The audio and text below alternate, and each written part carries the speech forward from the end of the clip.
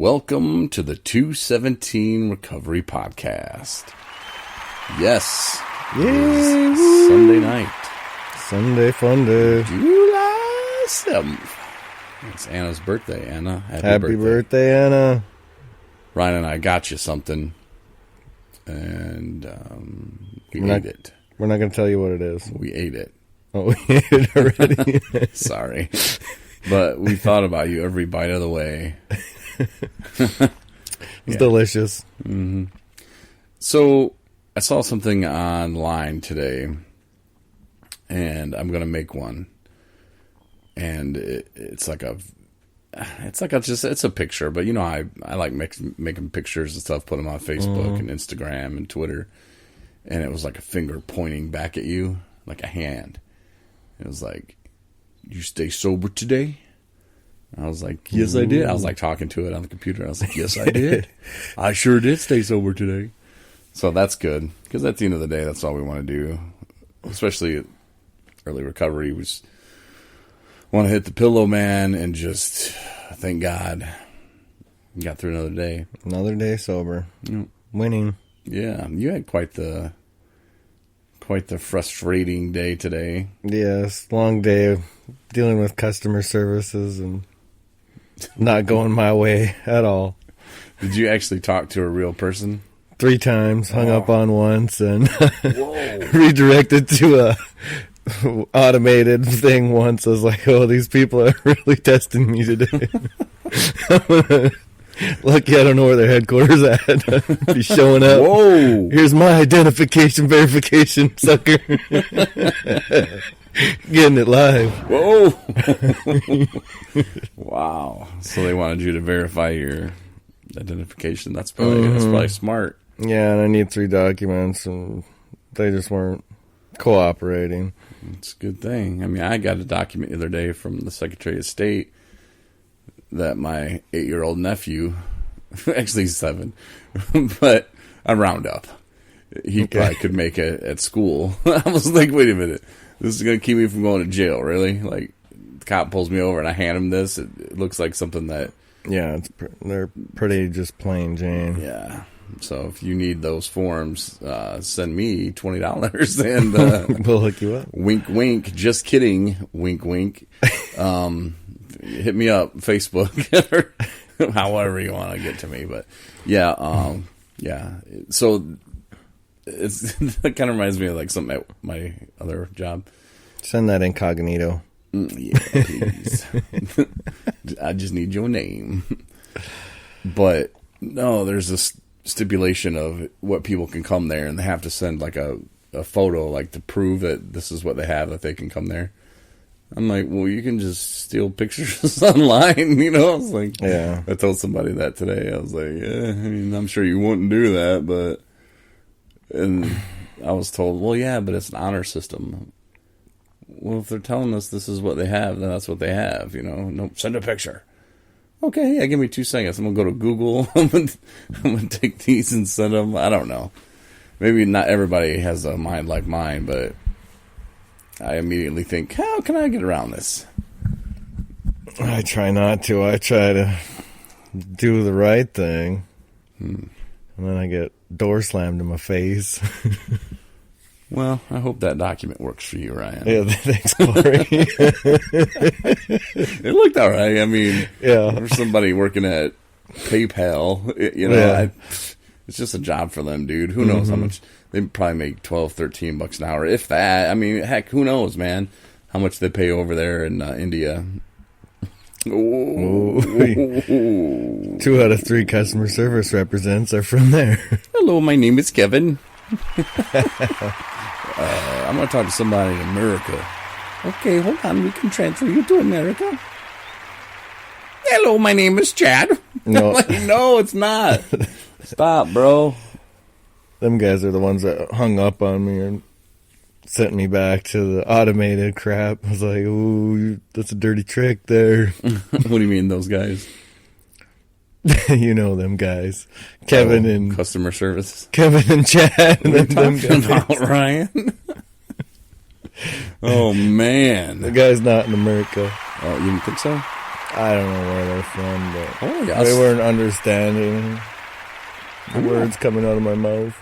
I live now in New York City. I was like, okay, well, and then I kept asking him stuff about New York, and he didn't know. And then I was asking him stuff about America. I'm like, dude, it was like, he's like, I'm not trying to get a visa. I've already got the job. And I didn't even have to move to America. Now I'm going Irish on it, but yeah, it can get frustrating, man. And little things like that, I swear. And I don't know, when I'm in relapse mode, it doesn't take much, man, because I've already like pretty much planned it out anyway in my head. And they say that most relapses, if not all of them, you've already planned it out. You know, you've already thought about what you're going to do. You're going to get a loan, and you're going to make some time. You're going to make. I've made a fight before with my girlfriend at the time, just to get her to leave, just so I could drink. Yeah. You know, so it doesn't take much. And I think one time though, I remember fighting with this lady. And I don't know, I think it was when I was buying a phone and getting service through, it was Comcast and Xfinity. They're same. And 1 week I was approved for 2 phones, and I got my girlfriend one. And how'd that go?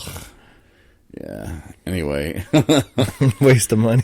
Yeah. There's some things she was fun to hang out with and stuff sometimes, if you know. I think I already said too much, but life's not about that. Learn the hard way. But yeah, so gotta keep it simple. Yeah. So like 1 week I was approved, but I didn't know what phone I wanted. So I was like, all right, well, I'll just get hers now. Her birthday's coming up. I'll get hers now, and then I'll come back next week and figure out if I'm going to keep the phone and pay it off, or if I'm just going to get a new phone. And so then when I made up my mind a week later, I went in, they're like, oh, no, you're only approved for 1 phone. But last week I got a piece of paper right here in my hand. It says 2. Yeah, well, it changed. That was like her attitude. Yeah, well, no, can I do anything else for you? And I'm like, no, I'm not being stuck with this other service when I just try to switch to your service. And okay. Well. Yeah. And then I looked it up in Comcast / Xfinity, worst customer service out of any industry, out of everything in the world. Everything. Yeah, they don't care. So if you want to do like a customer service job and you just hate people, and you want to hang up on people, and you live in America. Well, Comcast, they'll hire you. They should.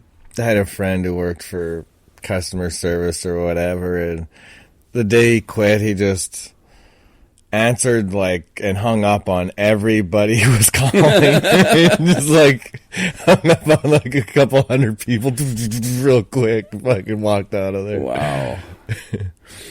Yeah. What are you gonna do? Everybody at the other desk were like, "Woo! The lines are clear." Yeah, sweet. Until they blow up again. It probably actually was worse on them, because not only did they have everybody on the phone waiting, now they got everybody that was about to call in, plus the people that were waiting. Yeah, I bet that wasn't actually a fun day. Buddy's a jerk. Was for a few minutes. One time I worked at a call center for AAA. Oh, the people. Because you got to ask them first before you can really even start talking. You got to say, are you in a safe location? Are you in a location where you feel safe? You know, like you're not standing on the side of the road about to get hit by a semi. So you like have to. You're on Star or something? Yeah, something like that. And then you'd say, well, where are you at? And they were like, I don't know. Most people had no idea. And that's fine. Sometimes you don't know. But I had this one guy, and it was like at the end of my short time there when I decided that, this isn't for me. And this guy, and he was like driving his, I don't know, fancy ass car, and he was trying to get into, what was wrong with his car and how we needed help immediately. And I was like, all right, sir, are you in a safe location? You can wait for service. What? I don't understand what you're saying. I was like, are you in a safe location where you can wait for service to arrive?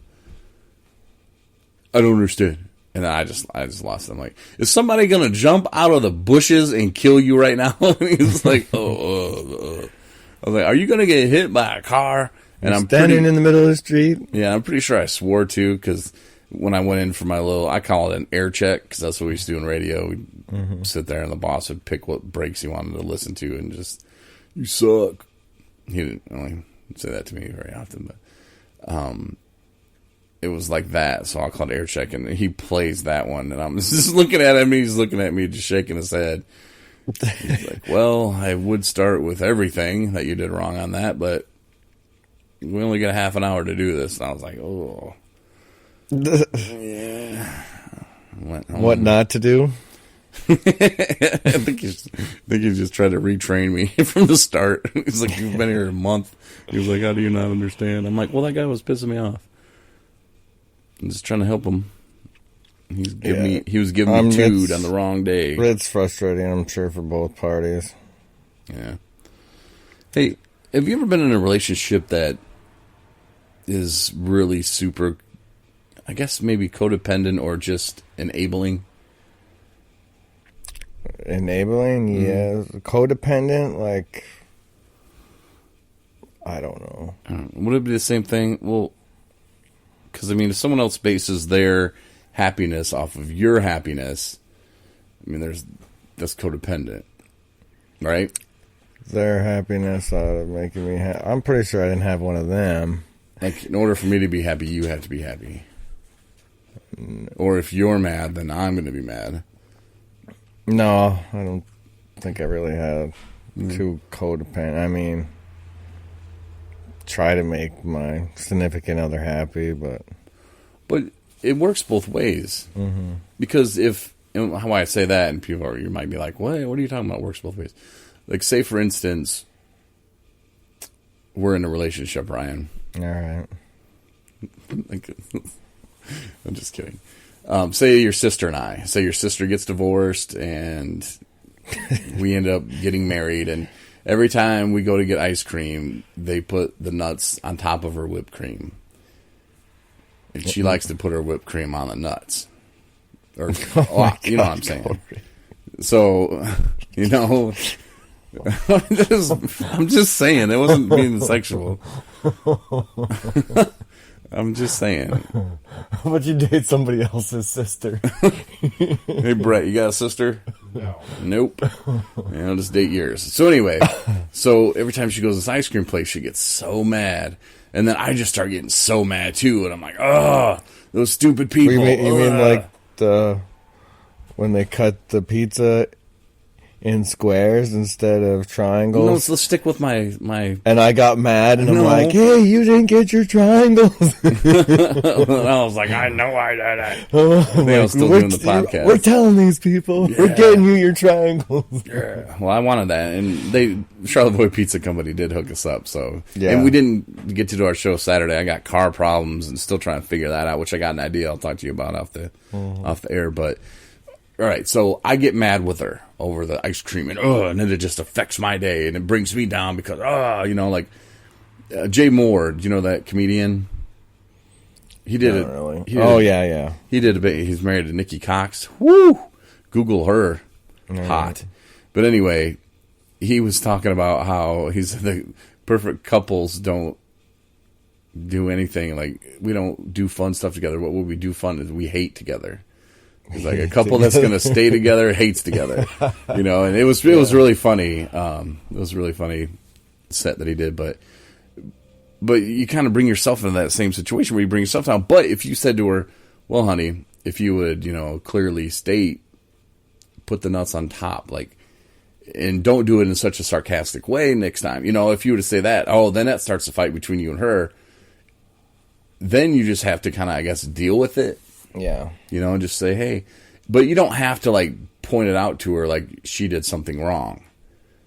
Just, have you thought about, like, how did you say it, or maybe you can just do like my stepdad and just shut the F up, but you don't have to get down in that kind of level. And maybe that was a really bad example. I thought it was a pretty good one. I can see what you're saying. I really hope your sister doesn't get divorced or anything, but, I don't know. I'm just, if there's a time that happens in your life, and maybe it'll happen this week, maybe it'll happen tomorrow, maybe it'll happen tonight, where you find yourself in that situation, be careful because you don't want to get to their level. Base your happiness on theirs. Yeah, but you